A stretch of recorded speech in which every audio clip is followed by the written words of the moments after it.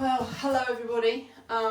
It's been an absolutely mad week between work and the pottery, but we've got there. We've got one glaze done. There are still pots to paint, and there are still a couple that I didn't manage to get in here that you may have seen. And if you haven't watched, what I'm going to do, I'm going to post first some time lapse and some videos of me painting the pots, because obviously a lot of people are asking me how I did certain glazes and what layers I've done and all the way through. And as you know, there is a large bowl that I've thrown in the pot on the pottery wheel. I've chatted it. I then have done a video of that being painted all the way through, and in here is the result. I have to say, again, I've looked at the top layer and I have to say I'm chuffed to bits. There is it's just really good fun and I love it. So let's see and share with you what we've done. Now you'll know, if you've seen all of my glazing videos, I've tried lots of different colours with different things, so bear with me if I try and work out what I've done and where, but I might as well share with you the main big pot that we've been waiting to see how that came out. And I have to say, I am over the moon. So there you are. Let's bring it into the camera for you to have a look at. So look at that. Absolutely spot on. Now, if you remember what we did with this, we did 3 layers of textured turquoise. We were copying one, weren't we, that we'd seen on the Amaco 5 to 6 site on Facebook. So this is the textured turquoise. We had the rim done in copper, and then you saw me do the whole middle of it as sapphire float. Then we did a band over the copper and the sapphire float in textured turquoise, and then painted that with oatmeal. And I have to say, I couldn't want any more. And you know, I've said before that I'm trying to find a number of glazes that I would repeat again and again and again, and I have to say that just gives the edge. I mean, I love textured turquoise in the middle, but the blue in the middle just gives the edge, and I'm so pleased with that. Again, the interesting part that I will share with you is the top shelf that we've just done. The cone is telling me that it actually really reached a 7. Now that's the 5, the 6 and the 7. It's a cone 6, but what I actually did is I kept it on a 15-minute hold, and I knew the top shelf would be hotter, so I've got this again in the bottom shelf. I've only got 2 shelves in this kiln because I'm really trying to get my head round what to do. But arguably, if I'm getting this type of glaze quality out on a cone 7, because this seems to be what it's hitting on that top shelf, then that's superb. But it does mean, am I losing a little bit of colour, and am I losing a little bit of something else in some of the other ones? But that is the lesson, isn't it? So again, a 5, a 6 and a 7 in a cone 6 medium fire skirt on the preset with a 15-minute hold.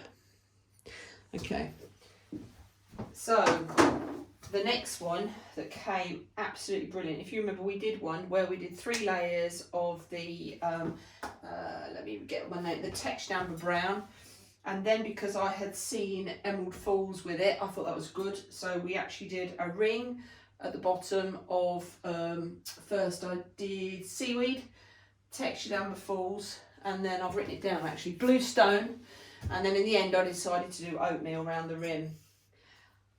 Well, let me make sure it's got no dust in it. Look at this. Again, you know, I find painting, layering a bit, you know, it takes so long, but when you get results out like this. So there's the chattering. I did put a little bit of an emblem on this one for our logo, work logo on here, but I did the chattering. Now, interestingly enough, before I've had iron luster over this, I think, not iron luster, I need to check that. I've had another layer over this of something else, and it's a slightly different colour, but that worked beautifully with the blues, especially because that again is going to be what happened with the blue stone at the top. But that is great, absolutely chuffed to bits with that one. Then, if you remember, I'm going to show you this one, she says, if I can find it. You've seen this one before. This is the Amaco glaze, that is the light magma. And inside, I know this is not Amaco, but it's irrelevant. You know, we're all looking for colours that work. This is the Terra colour. That's the Gut Hell Rot, which is the red. But I wanted to do a similar thing with the orange. And what I actually did was I put a bit of the red to pour down the outside with the magma and inside with the magma. And this was a pot that went a little bit, it collapsed on me and I just did a pinch pot.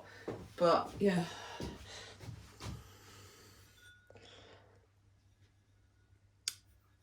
Just, if you're looking for something a bit different that's just not the norm, look how fabulous the inside of that went. So clearly all these lines that are going down is where the magma was, and then on the outside what I did is I had the magma, but then I had V's going down. You'll see it in the painting videos, so the red could fall down as well. But again, wow, eh? Now put that down there. Then I had one that, now this is where I don't know about this colour. This is the deep fire brick. If you remember, I had another chattered one on the outside that was Storm. And I put the red fire brick on the top and on the inside all the way through. And then on the top rim, I put Ancient Jasper. Because as we know, Ancient Jasper does a different sort of running on the top. Now, it's still beautiful, isn't it? But to me, I needed something else. To somebody else, you know, who's going to look at it. Again, wonderful pot. It's really nice as you advance in pottery how you get yourself a little bit thinner, a little bit thinner. This one is beautiful. Came out, this was the one that I've been playing with, the iron luster and the blue rutile and the smoky merlot.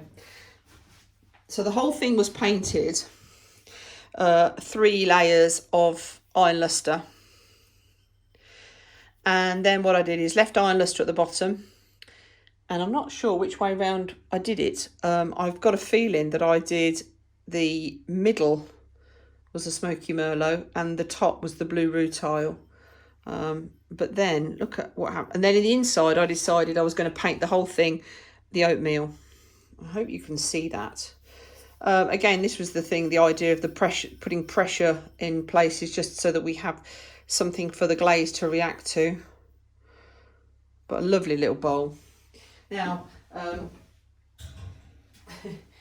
did, that's just a dipping glaze. That's the waste, that's the waste bits of glaze again, because I wanted to see what it actually came out. It's a really quite interesting blue, but that is my collection of my brush wash glazes.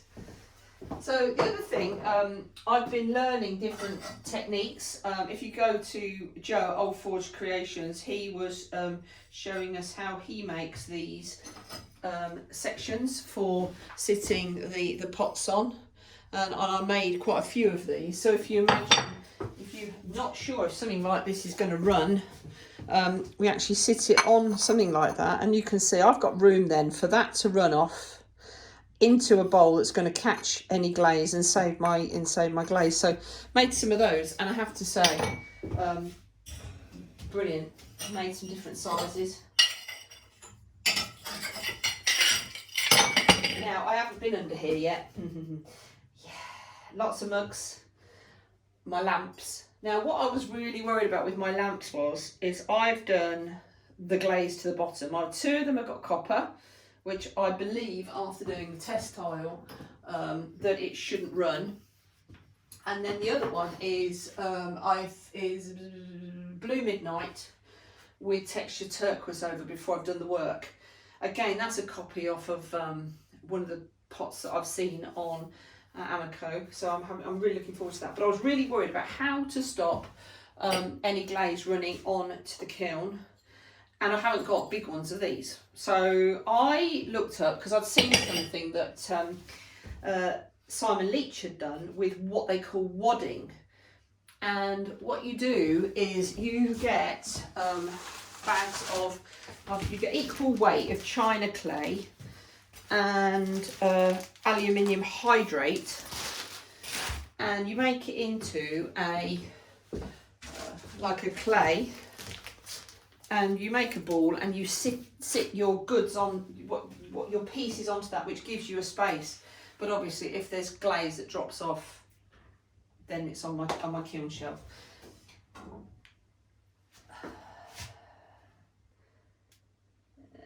And it is on my kiln shelf. So there we go, we have got an issue. Let's have a little look at how they came out. If I can get them off without too much damage. Now,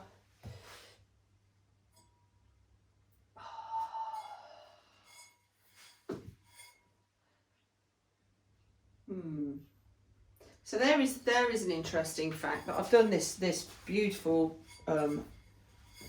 lamp. It's come out very different than what I expected, but it is absolutely stunning. This is nice. This is textured turquoise. No, this is the one that I'm on about, the blue midnight with the textured turquoise and the spots and everything. Now, interestingly, the wadding is there, but it's actually distorted the shape at the bottom, and I don't know why that's happened. Maybe these were wet when they went in, and that's what's supposed to happen. You're supposed to be able to take them off, which works brilliantly, and in this case I've got a little bit of tidying up to do, but nobody will know about the distorting. But that's an interesting lesson to be learned that.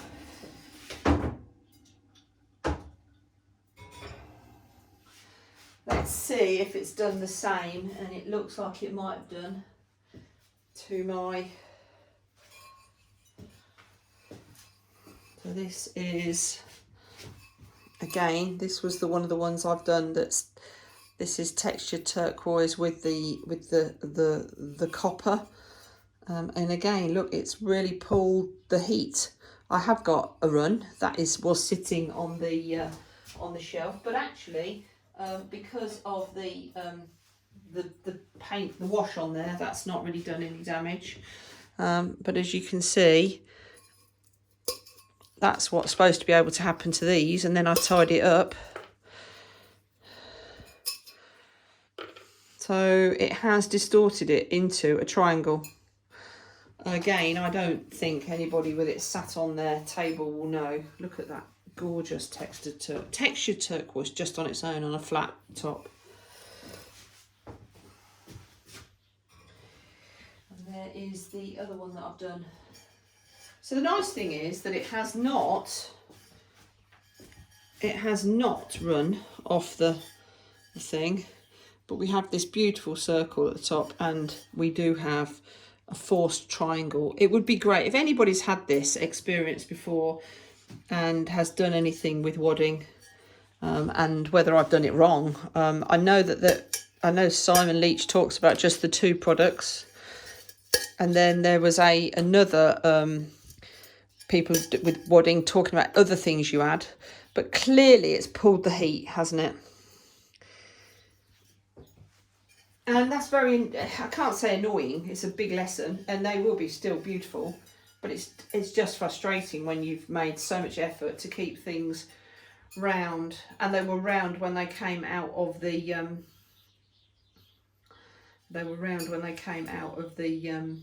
bisque. Maybe I should have done some structure across the bottom that forced the shape to stay round. When you're firing, you see, we're normally firing this way up, aren't we? And the walls, if you like, do move and distort, but they sort of relax. Maybe when you're doing it, when you're standing upright, the bottom of this is getting really hotter, or maybe, and then it's sort of changing shape. So I would really appreciate anybody's thoughts on that. Now, oh, that's nice.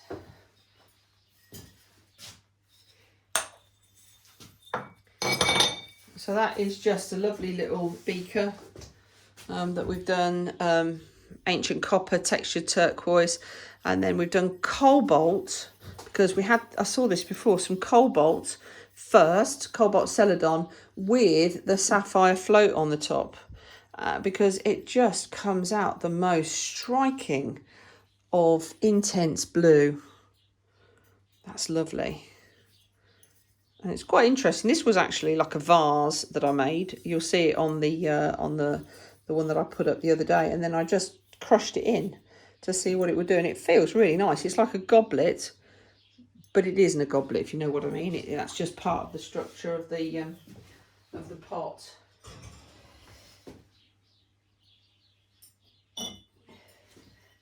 Ah, interesting. So I'm sure some of you, there we go. I follow John the Potter, and John the Potter has one of his main pots where he uses a black, then he calls it green, metallic green with buttercream, and they're all dipping glazes. But I wanted to see whether I could do something very similar, or start to understand what's happening with that. So this was 3 obsidian, 3 seaweed, and then oatmeal. And that is quite nice. That's quite different, but a beautiful, beautiful mug. Taking the obsidian all the way down.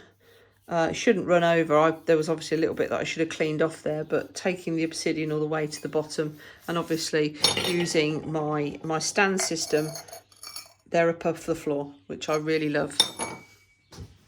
You can hear all my copper pinging. Now, I bought a new glaze, which is matte brown. It's really interesting.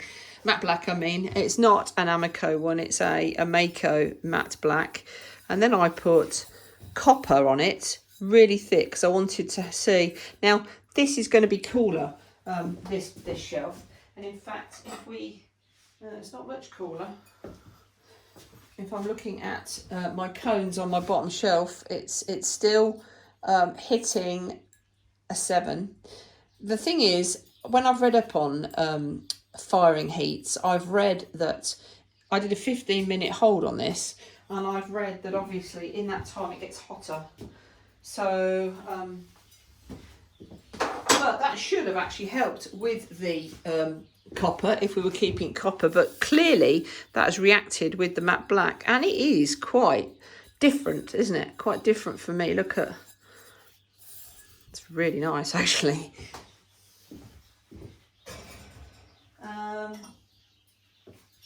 Yeah, one of my favourite glazes. It's I have to go back to, it's my go-to glaze, and this has ended up stunning.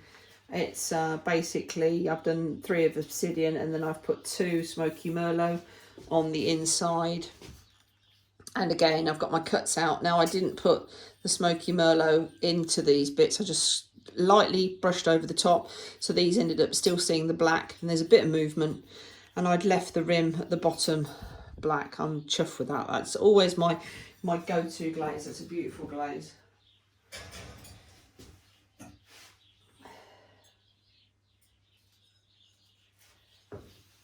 I did buy some bits from Old Forge Creations for handles. I bought some of his plastic handle shapes and all at this side, but because I wanted to see what the different handles felt like. This is a bit odd. This was for a 50th birthday, and I couldn't really work out what to do, so I just put 50 in random places, and I used indigo float in the grooves, and then the smoky merlot. It's still beautiful. Didn't really come out anything special on the words, but I know that was a 5.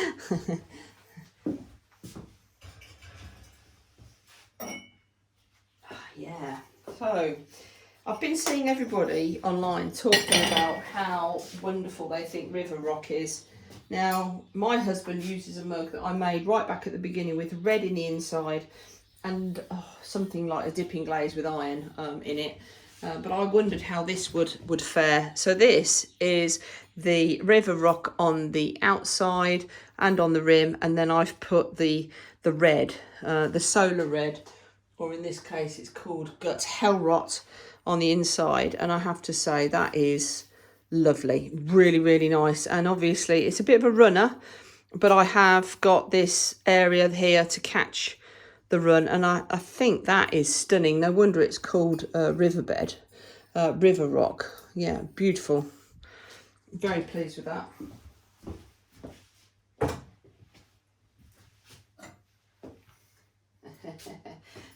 So again, back to this idea of what we have here. So this is the Amaco velvet underglaze that was painted on and fixed on at bisque time. And then on the top of here, I have done quite a few layers. I've done indigo float first, and then I went further and further up. So indigo float, smoky merlot, and then sapphire float on the top. It's quite wicked, isn't it? Can you hear them all pinging?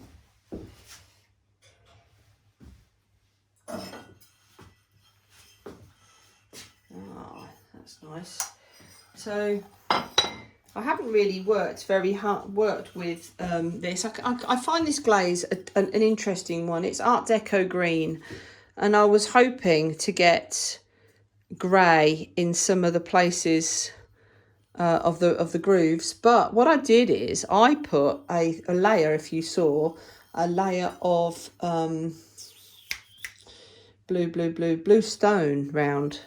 Now that blue stone has gone like it's a metallic edging, and that is absolutely beautiful. That is stunning. So we've got just the green on the inside with a bit of flex, but that works absolutely wonderfully with it. Yeah, very nice. And then there was that last mad one that I did. Yes, you see.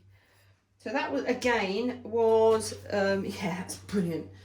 That was the one where I did the velvet underglaze at bisque time.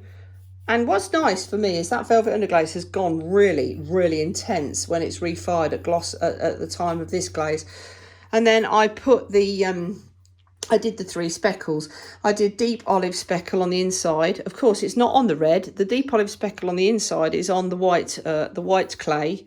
And I was interested to know how that would change with the white clay and the on the black, because it's a painted on.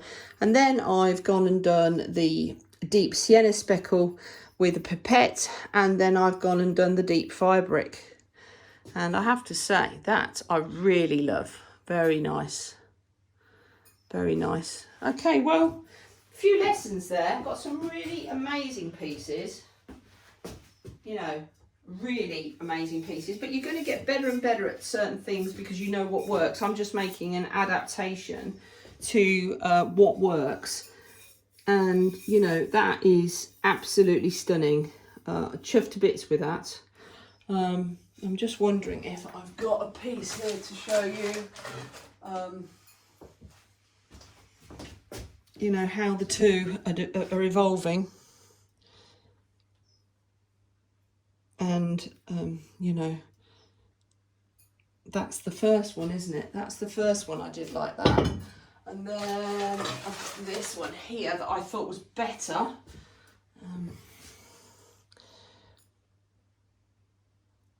But, my quality of work is getting better as time goes on. But I love the blue, absolutely. Pinging, ping, ping. And then... so absolutely a few real successes, and that once you start to see successes going, you can work it out and repeat it. So I hope you've enjoyed that. Just a bit of a shame not knowing why or what to do with making these sort of shapes, but it's a learning curve. There's clearly some lessons to be had here. And I really appreciate everybody's time and everybody following what I do, because you know, I think it's time now to get some of these pieces online to sell. I've got quite a lot of pieces now. You know, and if anybody wants to ask about any pieces or any commissions, just let me know. I'm sort of feeling confident enough that the quality of work that I do, you know, I can get it to you and you'll be happy. So again, thank you so much for watching and sharing this evolvement. Again, so many different pieces there and different ideas. Some that I'll keep, some that I'll move on away from, but that's pottery. So nice to see you. See you very soon. Bye bye.